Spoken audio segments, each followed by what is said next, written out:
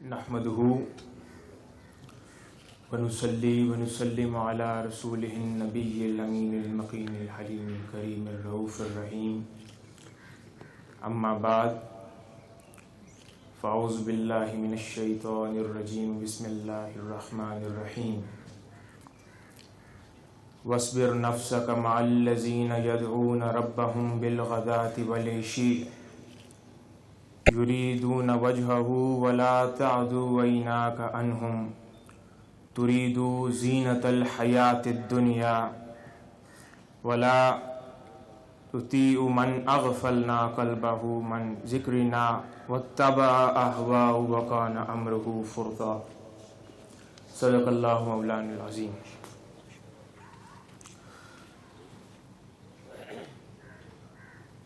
حضور صاحبزادہ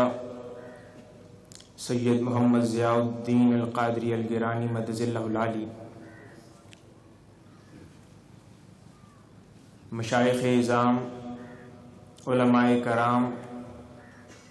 قائدین تحریک منہاج القرآن اور اس عظیم محفل میں شریک معزز شرکائے مجلس، اللہ رب العزت کا بے پایا لطف و کرم اور احسان عظیم ہے کہ جس نے آج کی یہ محفل شہزادہ غوث الورا کی صدارت میں ہمیں اس سبزہ زار منہاج القرآن جو کہ حضور غوث پاک رضی اللہ تعالی عنہ کا گھر ہے، اس میں سجانے کی توفیق عطا فرمائی اور ہم سب کو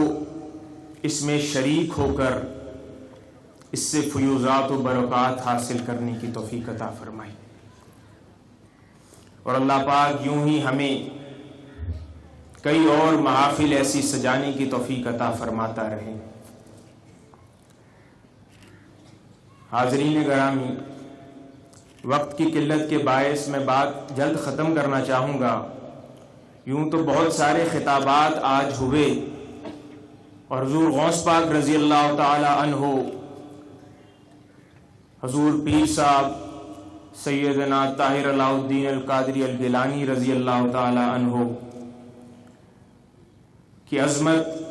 ان کے مقام اور ان کی کرامات کا یوں تو بہت تذکرہ ہوا، تو اس پر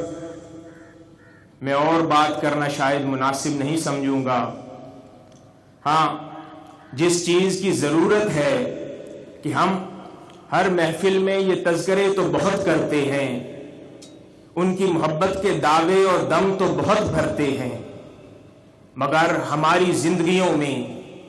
ان کی تعلیمات شامل نہیں ہیں۔ حضور غوث پاک رضی اللہ تعالی عنہ سے محبت کا دعویٰ تو کرتے ہیں، مگر ان کے فرمودات ہماری زندگیوں میں نظر نہیں آتے۔ حضور پیر صاحب رحمۃ اللہ علیہ سے ان سے محبت کا دعویٰ کرتے ہیں، مگر ان کی تعلیمات نظر نہیں آتی۔ حضور شیخ الاسلام سے محبت کا دعویٰ کرتے ہیں، مگر ان کے فرمودات اور تعلیمات ہماری زندگیوں میں نظر نہیں آتے۔ یہاں پر میں اپنی بات کو آگے چلانے سے پہلے محبت کا معنی بیان کرنا چاہوں گا، جو مختلف عارفین، عاشقین اور علماء نے بیان کیے ہیں۔ حاضرین گرامی، محبت لفظ عربی زبان میں حباب الماء سے نکلا ہے، اور کئی معنی بھی ہیں، لیکن حباب الماء بھی اس محبت سے منسلک بیان ہوتا ہے۔ اس سے مراد پانی کا بلبلہ ہے۔ جب کسی سمندر میں یا کسی تیز پانی میں طغیانی آئے تو کچھ بلبلے اٹھتے ہیں اور پھر وہ بلبلے بیٹھ جاتے ہیں۔ وہ بلبلہ کیا ہے یا اس کو محبت سے تعبیر کیوں کیا جاتا ہے؟ وہ بلبلہ یہ ہے کہ جب انسان کے دل کے سمندر پر جب کسی کی محبت طغیانی لاتی ہے، اس کے دل کے، اس کے سینے میں جب کسی کی محبت ٹھاٹے مارتی ہے، تو اس کے جذبات کا ایک بلبلہ اٹھتا ہے، وہ بلبلہ اس کا جذبہ محبت ہوتا ہے۔ اس لیے اس بلبلے سے محبت کو تعبیر کیا گیا ہے۔ اگر جاننا ہو کہ کسی سے کسی کو محبت ہے تو وہ اپنے دل میں جھانک کے دیکھے اس جذبہ محبت پر کوئی بلبلا اٹھا ہے یا نہیں۔ دوسرا معنی ایک اور بیان ہوتا ہے حب البعیر، جس سے مراد یہ لفظ استعمال ہوتا ہے عربی زبان میں جب کوئی اونٹنی جم کر یوں بیٹھ جائے کہ پھر کوئی کتنا زور لگا لے وہ اٹھنے کا نام نہ لے، اس عمل کے لیے عربی زبان میں حب البعیر کا لفظ استعمال ہوتا ہے۔ یہ بھی محبت کی اعلیٰ علامات میں سے ہیں کہ عاشق جب کسی سے سچی محبت کرتا ہے تو اس کے در سے یوں لگ کے بیٹھ جاتا ہے کہ حضور بابا بلے شاہ صاحب رحمت اللہ علیہ فرماتے ہیں قسم دا بوہا مول نہیں چھٹ دے بھامے 100 مارے جتے تے تھی ہوتے، کہ یوں پھر کوئی اس کے شیخ اس کے محبوب کے متعلق جو کچھ کہتا پھرے اس کے کان پر جوں تک نہیں رینگتی، وہ اسی طرح اس در سے لگ کر بیٹھا رہتا ہے، جیتا بھی اسی در کے لیے ہے،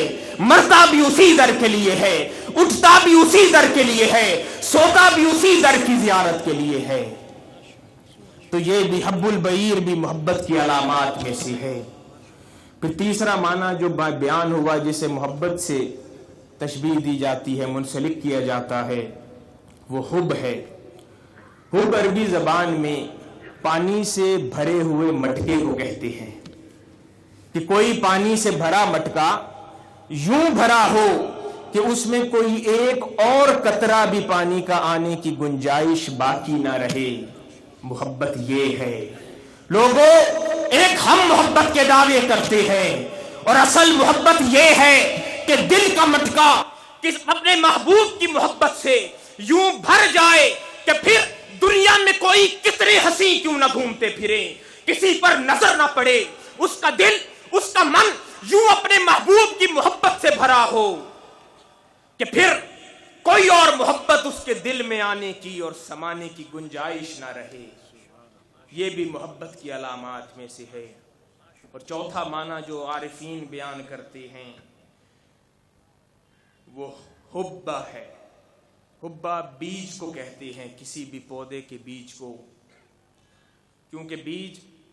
ہی اس پودے کے لیے پانی لاتا ہے، خوراک لاتا ہے، اور محبت بھی وہ بیج ہے جو انسان کے اندر ہے، کیونکہ انسان کے دل کو تبھی اس محبت کا پانی نصیب ہوتا ہے جب اس کے اندر کسی کی محبت کا بیج رکھا گیا ہو۔ اس کی روح کو محبت کی اور تصوف کی خوراک تب ملتی ہے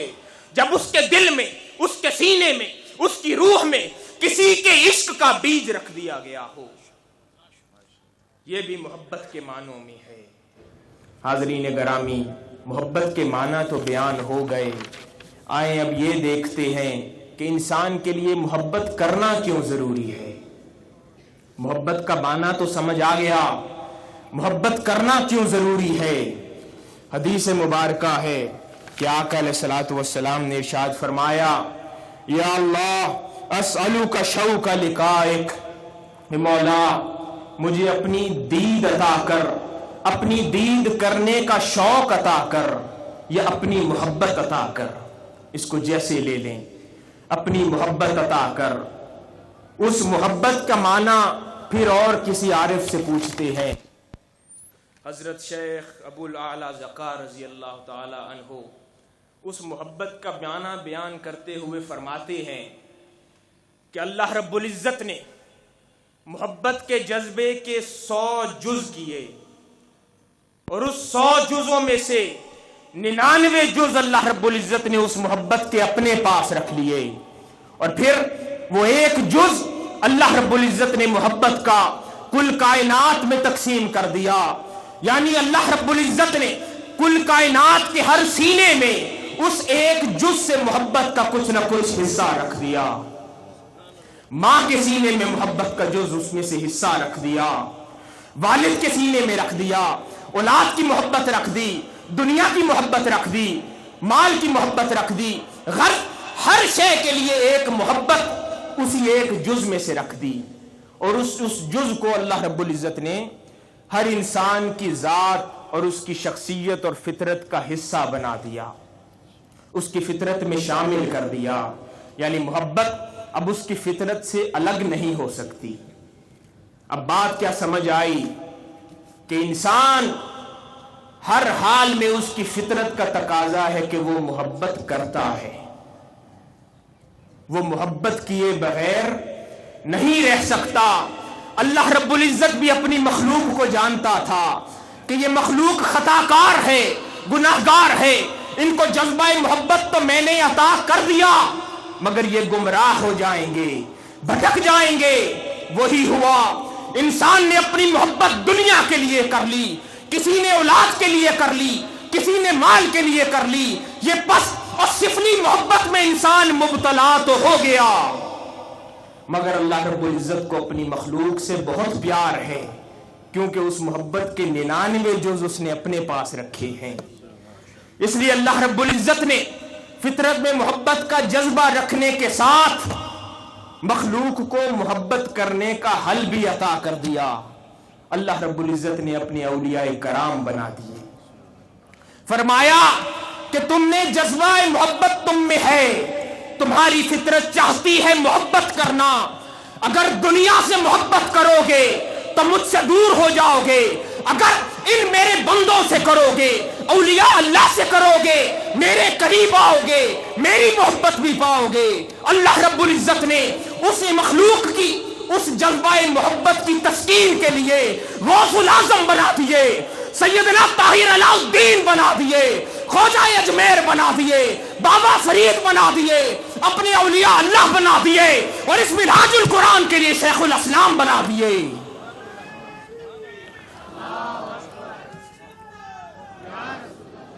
کہ ان سے محبت کیا کرو، تمہارا جذبہ محبت کو تسکین بھی ملے گی، صحیح رستہ بھی ملے گا۔ حاضرین گرامی، یہ محبت تو ٹھیک ہے، مگر محبت کے لیے قرآن پیمانہ کیا بیان کرتا ہے۔ قرآن مجید ارشاد فرماتا ہے، قُلْ إِن كُنتُمْ تُحِبُّونَ اللَّهَ فَاتَّبِعُونِي یحببکم اللہ یغفر لکم ذنوبکم۔ اللہ رب العزت آقا علیہ الصلوۃ والسلام سے فرماتا ہے کہ فرما دیجئے اگر تم اللہ سے محبت کرتے ہو تو پھر میری اتباع کرو، پھر اللہ بھی تم سے محبت کرے گا۔ ہم یہ تو جانتے ہیں اللہ کی محبت آقا کی محبت ہے، اللہ کی اتباع آقا کی اتباع ہے۔ تو قرآن نے دراصل کسی کے دعوی محبت کا پیمانہ بیان کر دیا کہ کوئی اپنے دعوے میں کتنا سچا ہے، وہ پیمانہ اتباع کا رکھ دیا ہے کہ اگر کوئی دعوی محبت کرتا ہے تو اس کی سچائی دیکھنی ہو تو یہ دیکھا جائے گا کہ وہ اپنے محبوب کی کتنی اتباع کرتا ہے۔ آج ہماری زندگیوں میں فقط محبت کے دعوے رہ گئے ہیں، حضور غوث پاک سے محبت کا دعویٰ رہ گیا ہے، حضور پیر صاحب سے محبت کا دعویٰ رہ گیا ہے، حضور شیخ الاسلام سے محبت کا دعویٰ رہ گیا ہے، مگر ہماری زندگیاں ان کی تعلیمات سے، ان کے فرمودات سے اور ان کی سنتوں سے بالکل خالی ہو گئی ہیں، اتباع کا شائبہ نظر نہیں آتا ہماری زندگیاں۔ تو پھر ہم کیسے اپنے دعوے میں سچے اپنے آپ کو کہہ سکتے ہیں؟ آج ضرورت اس امر کی ہے، اور اس مجلس سے ہمیں کیا استفادہ کرنا چاہیے کہ دعوی محبت تو بہت ہے، اپنی زندگیوں میں ہمیں اتباع لانے کی ضرورت ہے، حضور غوث پاک کی تعلیمات کی اتباع لانے کی ضرورت ہے، قدوۃ الاولیاء کی تعلیمات کی اتباع لانے کی ضرورت ہے، شیخ الاسلام کی تعلیمات کی اتباع لانے کی ضرورت ہے، تاکہ ہم بھی قرآن کی نظر میں سچے عاشق کہلا سکیں۔ آخر میں یہیں پر ختم کرنا چاہوں گا وقت کی قلت کے باعث۔ آخر میں دعا گو ہوں کہ اللہ پاک ہم سب کو توفیق عطا فرمائے کہ ہم محبت کے دعووں میں سچے ہو جائیں، اللہ کی بارگاہ میں سچے عاشق بن جائیں، اپنی زندگیاں انہی اولیاء اللہ کی، حضور غوث پاک رضی اللہ تعالی عنہ کی، حضور قدوۃ الاولیاء کی، حضور شیخ الاسلام کی، اور حضور پیر صاحب رحمۃ اللہ علیہ کے صاحبزادگان کی، ان کے زندگیوں کو سامنے رکھ کر اپنی بھی زندگی کا ایک ایک لمحہ انہی کی سنت پر تراشنے کی کوشش کریں، اور انہی کے رنگ میں رنگنے کی کوشش کریں۔ والسلام وما علینا الا البلاغ۔